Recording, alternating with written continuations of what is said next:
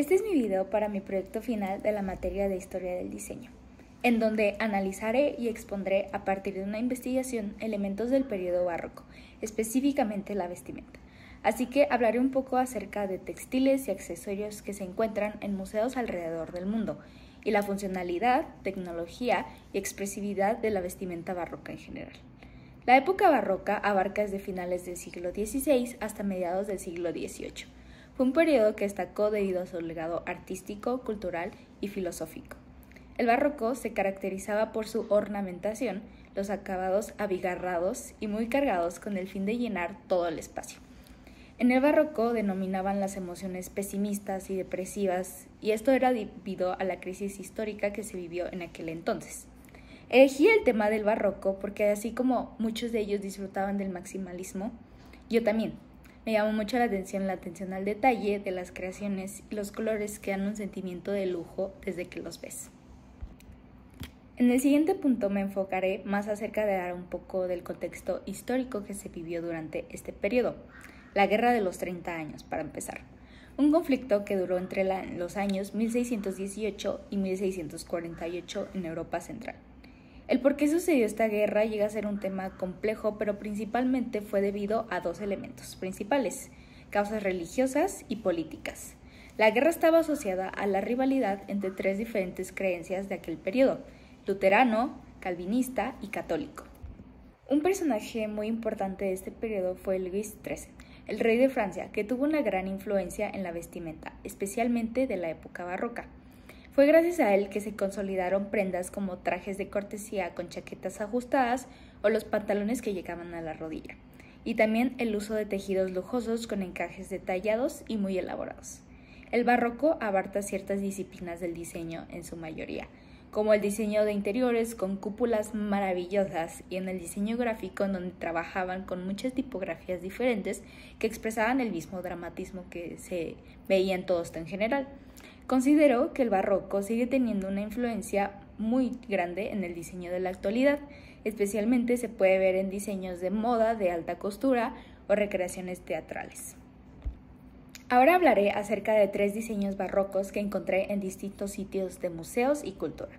El primero son estas botas usadas por el rey Carlos XVI, que fueron un regalo en 1672 para celebrar su ascensión al trono. El título de estas botas son King Carl XVI Roman Boots. Fueron creadas en Estocolmo por Jacob Schwarzkopf. Están confeccionadas de cuero y piel y tienen un alto de 31.5 centímetros. Actualmente se encuentran en el Museo de Historia Real Sueca. El segundo diseño, que es este de acá, es un abanico brisé. A diferencia de un abanico como lo conocemos, este tiene palos pero no hojas, y este específico tiene formas de plumas.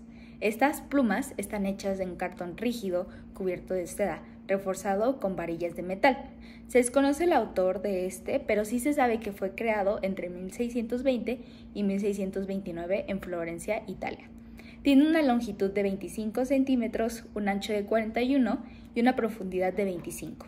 Actualmente se encuentra en el Museo de Victoria y Alberto en Londres.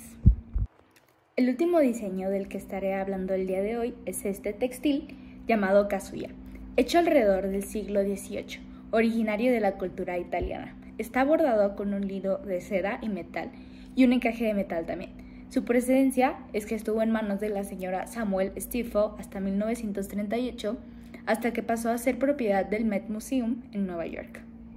Llegó el momento de profundizar en el tema de los tres esquemas de la vestimenta barroca.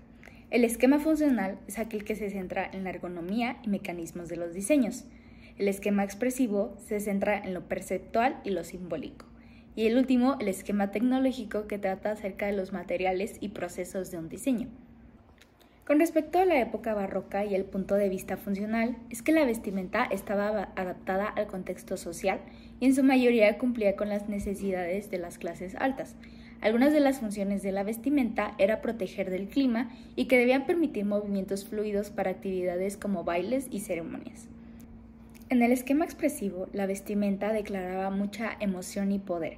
Los materiales lujosos y los colores vibrantes daban un sentido de teatralidad y dramatismo, que era muy extremadamente común en el barroco.